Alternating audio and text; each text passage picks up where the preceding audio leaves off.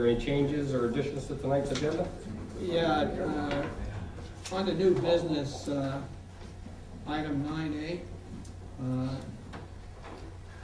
that needs a lot more investigation before we do anything with it, so I'm gonna suggest that we take it off the agenda tonight. Is that the electronic filing? Yes, that's a very complex situation, and we think that we should be talking with Vicki and the tax department before we do anything there. So make sure we got all our ducks in a row. Okay? Everybody okay with that? Yep. Okay, we'll get rid of A under new business. B will now become A. C will now become B. We're gonna do everything one reading, title only. Steve, could you do item A? Sure can. John, can you do item B? Sure. Thank you. Please rise for the Pledge of Allegiance. I pledge allegiance to the flag of the United States of America and to the republic for which it stands, one nation, under God, indivisible, with liberty and justice for all.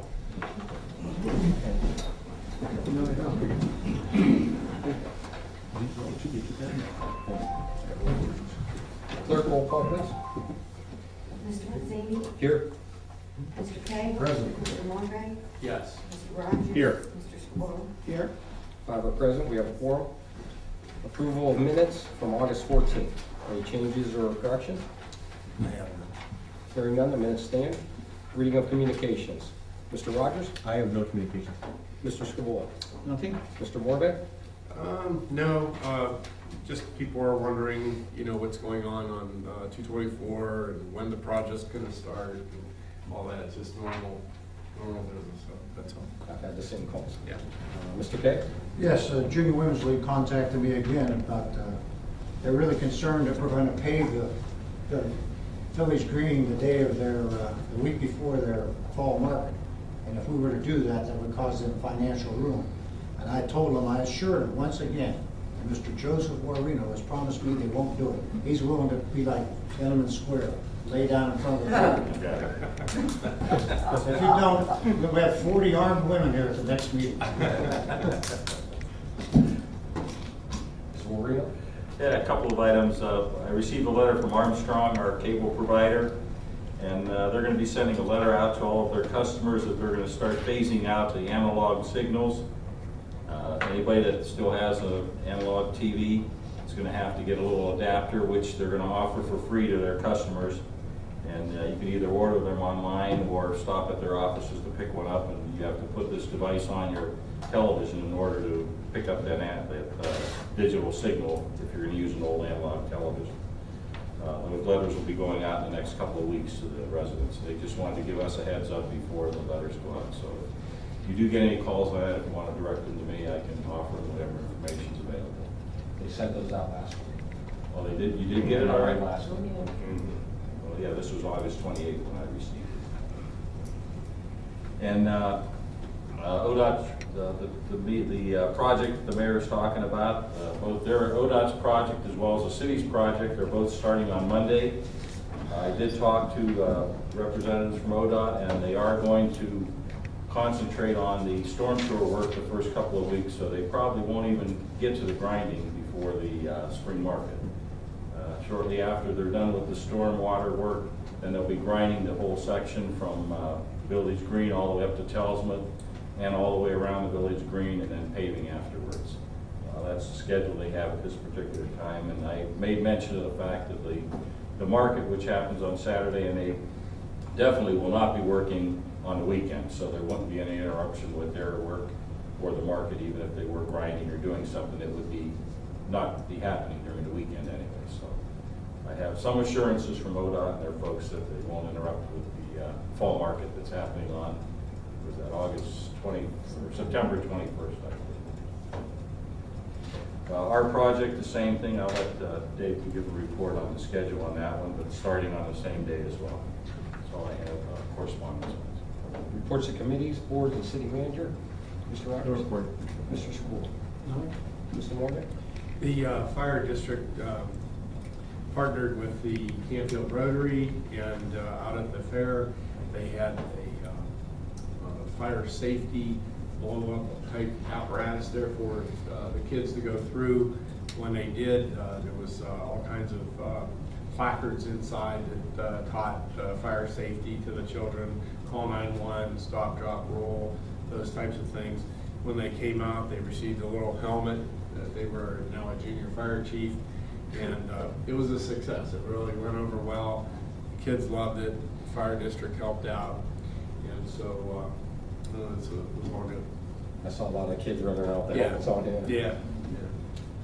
Yeah, that particular piece of equipment cost about $10,000, and a number of different service organizations in town funded that to some degree, but I believe there still stands the opportunity for anybody and everybody to make a contribution to the fire department to fund that in its entirety.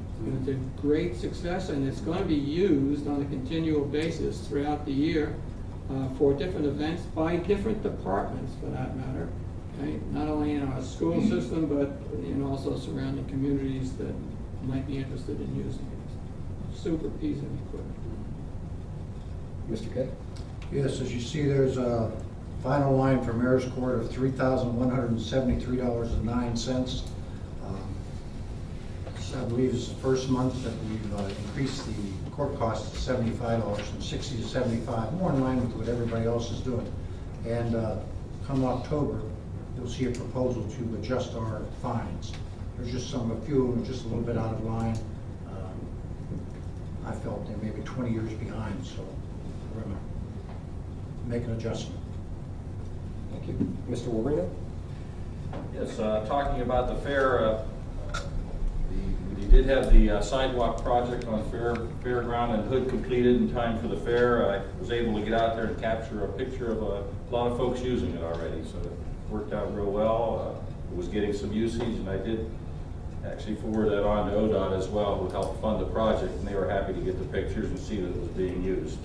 There are a couple remaining items that the contractor is coming back, but they waited till the fair was over to take care of a couple of yard drains, to take care of individual ponding situations that are occurring there, and then to dress up some of the seating. But for the most part, they're considering it substantially complete and ready for usage.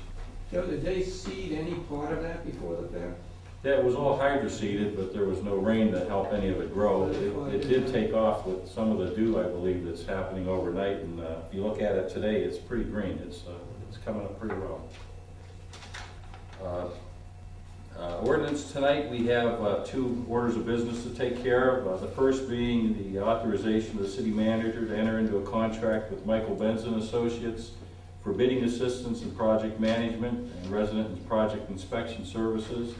This is for the 24-inch water transmission line. This work is included in the grant that we've already benefited from at this point. It's paying for the lion's share of the construction of that project. And right now we are about $100,000 under the initial expectation of estimate of what the project was going to cost with the apparent low bidder. And item B also pertains to the same thing. It's actually awarding the contract to the low bidder, which was JCM, and we're looking to get that project started upon your approval of this action tonight as early as possible, now that the fair is behind us. I'll be happy to entertain any questions. Mr. Fortunato? Yeah, I'm working on numerous things, but a couple of things I'd like to bring to your attention. The income tax ordinance change you saw will be the first of a few. We're changing a few things. Some are internal that won't require ordinances, but we've been doing a lot of work, and Vicki's got a lot of good ideas in terms of the income tax procedures and administration. Stratford Green. I received some correspondence from the attorney for the property owner adjacent to the Stratford Green Condo Association with a pretty good proposal, in my opinion, to fix the destroyed common area, buffer zone, excuse me. He has submitted that to council for Stratford Green. Hopefully they'll go along with that, but it's a pretty significant effort. It includes 12 6 to 8 foot spruce trees, 18 shrubs, 95 tons of topsoil, 100 pounds of grass seed, and 45 cubic yards of mulching. So pretty significant effort to get that buffer zone, to be a buffer zone again. It involves an easement for that property, and those parties will have to negotiate those issues. So it's progress, and I'm happy with it. The only dog the city has in this fight at this point is, and I'm going to communicate with both parties, if they're going to change the land there, we need to be involved and approve that so that we can avoid water problems on other property owners, such as the dances. So we'll get involved and engaged in that process. I've attended the Charter Review Commission's second meeting. I'll be attending all meetings from here on in. It's a good group of people working very hard. We're covering 2 to 3 sections a month. I suspect they'll wrap up their business sometime in December or January, and may or may not have any recommendations for the charter. I'm preparing some opinion letters this week and next week. One of them involves, and I talked to Nancy about it, involves the city's authority relative to hazardous trees. And Joe wasn't aware of it, and I wasn't aware of it, but there is an ordinance in our codified ordinances that provide the city has the authority to require the removal of dead, diseased, or other dangerous trees on private property. The jurisdiction locally is with the Park and Rec Board, so I'll be writing an opinion letter to Mr. Reno, instructing him on how to instruct the Park and Rec Board to get that done. And I provided an answer with the citation tonight. And, you know, a host of other things, but I'll be happy to answer any other questions. Mr. Taylor? Thank you. First of all, the North Broad Street Phase 2 Safety Upgrade Project is slated to begin next week, September 9th, per a meeting that we had probably about 3 weeks ago to a month ago, after the contract was awarded. And as Mr. Warreno noted, the barrels are up along 224, and there's going to be work progressing there with paving and a lot of the catch basin improvements. The good news is, you know, you have 224 in the green, and then you're going to have North Broad simultaneously. Contractor that is being subbed the work on the catch basins on 224 is also the contractor who's going to be performing the work on North Broad. So there's going to be a level of coordination there, and so that hopefully is a positive thing. If there's any concerns with any problems on North Broad, I think the course of action that we would request is to have Mr. Warreno contacted, or get a hold of him. He will contact Mr. Zappia in our office, in our construction division. And Mr. Zappia will contact the inspector out in the field to resolve those issues. Of course, if it's an emergency, the inspector is going to be there, and he should be able to take care of any problems, and he can contact Joe or I. Of course, you know, if something doesn't get resolved, get a hold of me, and we'll make sure that things, you know, get resolved. One of the things that I gotta say is that there's going to be two-way traffic. There's not going to be any lane closures. That's at least the plan now, so, you know, we can resolve those issues. I think that I'm pretty confident that every effort has been made to make this project flow smoothly. But I'm also a realist, and, you know, it's a capital improvement, and a lot of times things don't go, so we just ask for some patience. If something, you know, if somebody doesn't feel that they get out of their driveway fast enough, or they feel like they're blocked or whatever, every effort's going to be made. But, you know, for 2 or 3 months that there's going to be some minor inconveniences, I think that it's going to be well worth it with a project we can be proud of in the future. One of the questions that was asked of us this morning is whether there's a radar sign that's part of this project that's going to be purchased. That was ordered, but we have not received any confirmation as to when that radar sign will be delivered.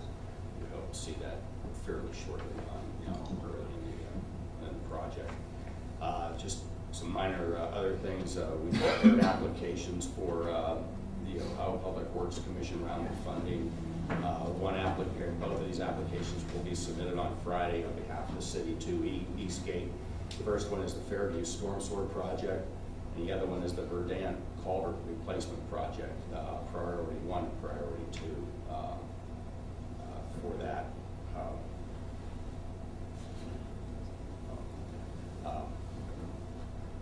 The selection process will continue through October, and the final points will be allotted for those projects in November, by November 19th, I believe that's the timeframe. Talking about North Broad Street, there's a third phase of North Broad Street between Dartmouth and the Turnpike. We have prepared a draft resolution for consideration by the city. Mr. Warderino has it, and we're discussing issues with that, and, you know, have any comments or whatever. That's gonna have to be sent into Eastgate to allow the city to apply for the Federal Surface Transportation Funds. We can go that way, the STP funds.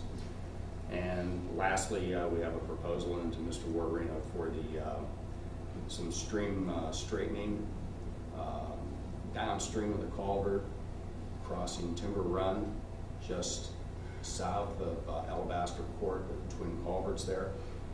Without that stream straightening, there's a chance that the retention basin downstream of that can be compromised, so, and you would lose that. That's, I'll entertain any questions.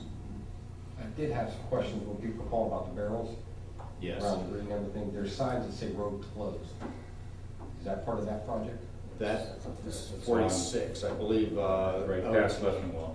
Yeah. I just want to make sure I told them the right thing, I said. the Yeah, it road has will not be closed. 1.7 miles on it. Yeah, they're all worried they saw road closed. Yeah, just south of Leffingwell, it's close. If I may add, when I'm thinking about this, because I took a ride down North Broad today after I left the staff meeting, and to see if anything was being done on there, because my understanding was that the signage and everything might be going in a little bit early. And I noticed that there's a sign on North Broad just past the green, and it says "End Road Work." Okay, and I'm thinking, well, wait a minute, we got end road work, and now, you know, in a couple hundred feet, we're gonna have another thing, road work ahead. But, you know, I think that's a liability issue, and I don't think we can resolve that, so we're just gonna have to work. Why can't you resolve it, have them take it down, if the jobs are being done simultaneously, you know, that road is gonna be built another 500 yards up the road. Yeah, they're, both projects are administered by ODOT, so they should coordinate that. Yeah, they should coordinate that, that's gonna, No, not, I'm talking about your North Broad Street project. We have one there. No, you have an end work sign for the 224 project as you come off the Green northbound, and then a few hundred feet down, you're gonna have the road work ahead sign. And, but it could be, I don't know, it could be a liability issue for the project, so. We'll get that It's resolved. right after that. We'll get that resolved. Dave, the 224 project starts at Hillside and ends at the west end of the green on It 224. starts on Towson, actually. On Townsend, okay, Yes. that was my question, it starts on Townsend. Okay. With regard to the 46 project, is the work going to impede the ingress and egress from St. Michael's Church? No, there shouldn't be any impedance of, and St. Michael's has two. There's a main entrance. Yeah, one's right in the middle of the project and the other one's right at the tail end. No, And, that's, you know, we should check on that to make sure that's not gonna be a problem there, because when you get that church loaded on Saturday and Sunday, with all those cars coming out, yeah, if no, there's going to be some diversion, we should make the church aware of it. Right, I think if anything, there will be some temporary inconveniences, but generally contractors don't work Saturdays and Sundays, so that would be, you know, and the request is going to be that they not impede flow in and out of those. I'm just talking about the materialistic part of it, not when they work. I don't think there'll be any problem when they're working, because the road will be open to begin with. And there's not very many people going in and out of the church during the week. Saturday and Sunday, when they leave the job on Friday, are the driveways to 46 gonna be in a condition to handle the traffic in and out? Yes, I'd have to say yes, but I will make sure that happens. Good. Double Dave, check that. Dave, I have a question back up to that creek on Timberbrook. Yes. And so, by straightening that out, are we gonna try to do that or not? Try to straighten that out, that kink in there? I think what you have out there now is the way those culverts discharge and the way that creek was in its original state causes eddies downstream And the water flow during storm events, yeah, it exacerbates the problem. It creates a more meandering stream, and then eventually it's working its way over toward that retention pond, and it will wash that retention pond out eventually. Yeah, so it has to be straightened somewhat, and then a retention pond is going to have to be bolstered with riprap or what have you Yeah. to, take care of it. What's that on our priority list? It's up there, right, because again, the retention basin's already been compromised. About, maybe 4 years ago, the city put concrete slabs on Timber Brook to prevent the continued washout there. So it's something that needs to be addressed. I don't know, we're going to talk a little more about it. I want to get a little more knowledgeable about what MS is intending to do there, because I thought the cost was a little higher than what I had expected. There's a On, few, We'll be moving on that East Main berm, grounded all the way down, we're not just going on top, right? We're taking the pavement off. Yeah, everything that's being put back down is going to be taken out, so we're going to keep the same And the profile. manhole covers are going over to the side. Right. That'd be Getting rid of- interesting getting to rid do of that, the- you know? the, That'd be speed like the bumps. auto thrill show, because it's tough now coming out of Telsman Drive, and people fight for those 2 lanes. So we're gonna reduce that to 1 lane for a while. Yeah. Oh, wow. We gotta sell tickets to watch. Yeah, that's one issue we tried to address during this construction, and ODOT felt that it needed an in-depth study and couldn't change any of the traffic patterns. And that's all put back the way it is today once it's complete. So typical. For both these jobs, did we notify the schools and the emergency? Yes, I sent Mr. Archer an email with the same schedule I presented to folks when everything's taking place. We got item number 7, recognition of persons desiring to appear before council. Mr. Easton.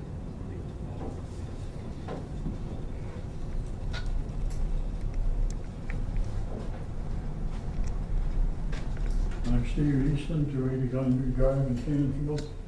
Beautiful day like this, doesn't seem the right time to be talking about flooding, especially with all the road work going on around the city. But at the last meeting, Attorney Fortunato said he was going to look into the possibility of entering into Broker's property between Broker's culverts and Glenview culvert for the purpose of cleaning that out.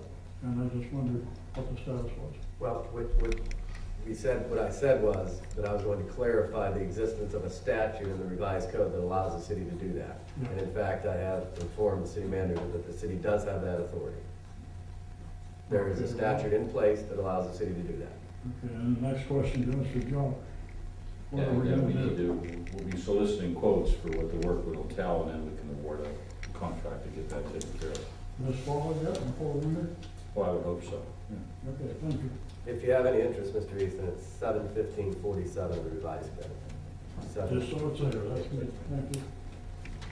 Moving on to item number 8, old business, we have none. Item number 9, new business. As per the provisions of section 4.05 of the Charter of the City of Canfield, I move the council dispense the requirement of 2 readings of the proposed ordinance and authorize adoption of the same upon its first reading. Do I have a second? Second. Mr. Scabola, discussion. Clerk? Mr. Pizzini? Yes.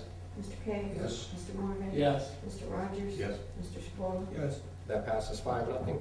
As per the provisions of section 4.05 of the Charter of the City of Canfield, I move the council dispense the requirement of a full reading of the proposed ordinance and authorize reading by title only. Do I have a second? Second.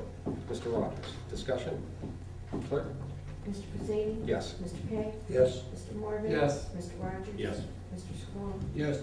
That passes 5-0. Mr. Rogers? Mr. President, I have an ordinance authorizing the city manager to enter into a contract with Michael Benzeth and Associates Incorporated for the bidding assistance project management and resident project inspection services for the replacement of portions of the city's 24-inch water transmission line. I move for passage of this bill, ordinance, Mr. President. Do I have a second? Second. Mr. Morvay, discussion. Clerk? Mr. Pizzini? Yes. Mr. Kay? Yes. Mr. Morvay? Yes. Mr. Rogers? Yes. Mr. Chacon? Yes. That passes 5-0. Clerk, the number, please. 2013-30. Thank you. Moving on to item number B. As per the provisions of section 4.05 of the Charter of the City of Canfield, I move the council dispense the requirement of 2 readings of the proposed ordinance and authorize adoption of the same upon its first reading. Do I have a second? Second. Mr. Kay, discussion? Clerk? Mr. Pizzini? Yes. Mr. Kay? Yes. Mr. Morvay? Yes. Mr. Rogers? Yes. Mr. Chesler? Yes. That passes 5-0. As per the provisions of section 4.05 of the Charter of the City of Canfield, I move the council dispense with the requirement of a full reading of the proposed ordinance and authorize reading by title only. Do I have a second? Second. Mr. Rogers, discussion. Clerk? Mr. Pizzini? Yes. Mr. Kay? Yes. Mr. Morvay? Yes. Mr. Rogers? Yes. Mr. Chesler? Yes. That passes 5-0. Oh, wait. Yes, passes 5-0. Mr. Morvay? Yes, Mr. Chairman, I have an ordinance authorizing and directing the city manager to enter into a contract for rehabilitation and replacement of a portion of the city's 24-inch water transmission line project. I move for passage. Do I have a second? Second. Mr. Scavullo, discussion?